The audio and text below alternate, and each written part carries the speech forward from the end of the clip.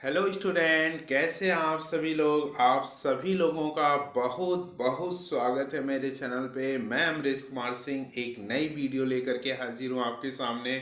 और इस वीडियो में हम लोग बात करेंगे 11th के फिजिक्स की। और 11th के फिजिक्स में how to read 11th physics के सीरीज के क्रम में आज जो चैप्टर हम लेकर के आए हैं स्टूडेंट, वो चैप्टर है मोशन इन अ प्लेन। हम इस वीडियो में जानेंगे कि motion in a plane chapter हमें कैसे पढ़ना चाहिए।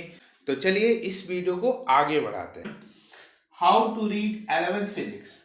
आज चैप्टर जो हम ले करके आए हैं वो चैप्टर है मोशन इन अ प्लेन। इस चैप्टर को पढ़ने से पहले आप थोड़ा सा प्री नॉलेज रखिए, थोड़ी प्री नॉलेज अपनी रखिए। प्री नॉलेज में जैसे मैकेनिक्स क्या है। Mechanics is a branch of physics in which we study the rest or motion of a body. Okay, तो मैकेनिक्स की 3 ब्रांचेज है, स्टैटिक्स, काइनेमेटिक्स एंड डायनेमिक्स।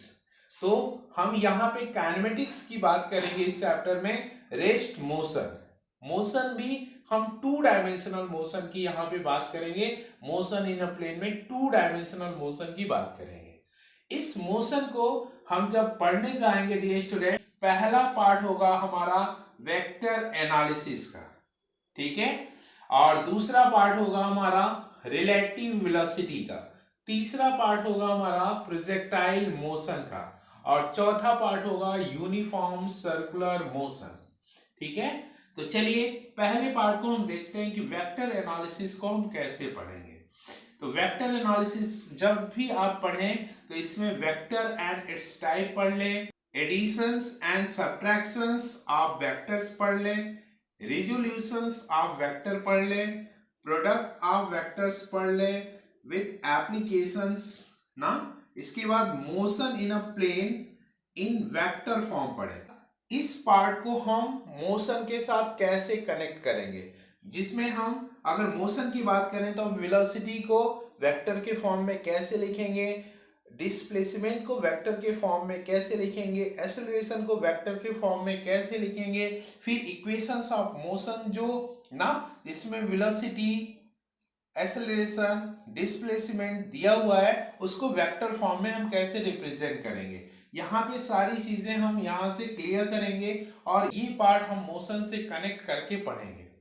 अब हम बात करते हैं दूसरे पार्ट को हमें कैसे पढ़ना चाहिए, कैसे पढ़ना चाहिए। तो रिलेटिव वेलोसिटी है, तो रिलेटिव वेलोसिटी में इसके कॉन्सेप्ट पढ़िए, इसके रिलेटिव वेलोसिटी का मैग्नीट्यूड पढ़िए, डायरेक्शंस पढ़िए और इस पे गिने चुने कुछ इंपॉर्टेंट न्यूमेरिकल है, उनके सॉल्यूशन सॉल्व करना सीख जाइए और वहीं से क्वेश्चंस आपके एग्जाम में बनता है। तो अब चलिए तीसरा पार्ट हम कैसे पढ़ेंगे इसकी बात करते हैं। Projectile motion. प्रोजेक्टाइल मोशन यहाँ पे 3 कैटेगरी का दिखाया गया है। पहला, अगर एक्स एक्सिस वाई एक्सिस में अगर यहाँ से ओरिजिन से थ्रो किया जाए तो ऐसे आएगा। दूसरा, अगर किसी हाइट से थ्रो किया जाएगा तो इस तरह से प्रोजेक्टाइल का पाथ होगा। और मान लीजिए एक्स एक्सिस और वाई एक्सिस को अल्फा एंगल पे जो है थोड़ा सा बेंड करा दिया जाए तो प्रोजेक्टाइल मोशन का कुछ नेचर इस तरह से हो जाता है। और भी कैटेगरी डियर स्टूडेंट बनती है, लेकिन इन कैटेगरी को हमने कैटेगराइज करने की कोशिश की है ना। इसमें आप प्रोजेक्टाइल मोशन की डेफिनेशन पढ़ लें एंड इट्स एग्जांपल पढ़ लें, इसकी ट्रेजेक्टरी पढ़ लें, फिर इसकी रेंज पढ़ें, इसकी हाइट पढ़ें, टाइम ऑफ फ्लाइट पढ़ें। इस पे न्यूमेरिकल्स हैं, इनके डेरिवेशंस हैं और इनके कॉन्सेप्चुअल क्वेश्चंस आपके एग्जाम में पूछे जाते हैं। इसके बाद पार्ट 4 की बात करेंगे, यूनिफॉर्म सर्कुलर मोशन। ये यूनिफॉर्म सर्कुलर मोशन है और इसमें डेफिनेशन पढ़ लें और इसके एग्जांपल्स पढ़ लें। सम बेसिक डेफिनेशंस, कुछ बेसिक डेफिनेशंस है यहाँ पे और उनके डेरिवेशन, जैसे linear velocity, angular velocity, what is the relation between them and what is the derivations of their relations. Okay, इसी तरह से सेंटीपेटल एक्सेलरेशन है और फोर्स है एंड इसके एप्लीकेशंस है। चलिए हम लोग अब इंपॉर्टेंट टॉपिक की बात कर लेते हैं। यहाँ से सारे टॉपिक्स लगभग इंपॉर्टेंट है बेटा। अगर हम बहुत ज्यादा इंपॉर्टेंट की बात करें, vectors and its type, additions, ठीक है, resolutions and product of vectors, बहुत ज्यादा इंपॉर्टेंट है प्रोडक्ट ऑफ वेक्टर, ठीक है। Motion in a plane in vector form थोड़ा कम इंपॉर्टेंट है। रिलेटिव वेलोसिटी से तो एक क्वेश्चन आता ही आता है, तो रिलेटिव वेलोसिटी भी बहुत ज्यादा इंपॉर्टेंट है।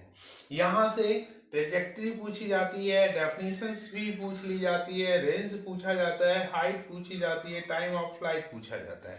तो ये सारे टॉपिक यहाँ पे इंपॉर्टेंट है।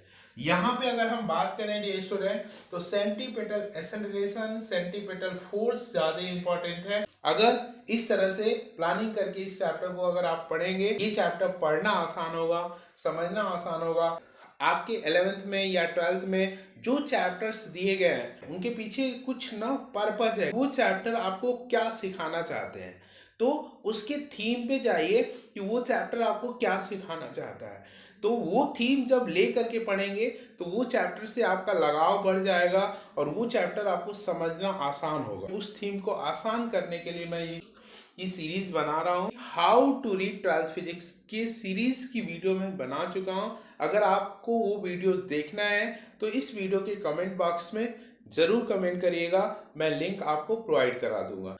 तो चलिए डियर स्टूडेंट, ये वीडियो आपको कैसी लगी जरूर बताइएगा। अगर अच्छी लगी हो तो एक लाइक कर दीजिएगा।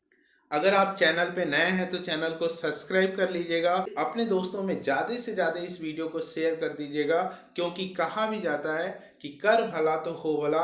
अगर आप दूसरे का भला करेंगे तभी ईश्वर भी आपका भला करेंगे।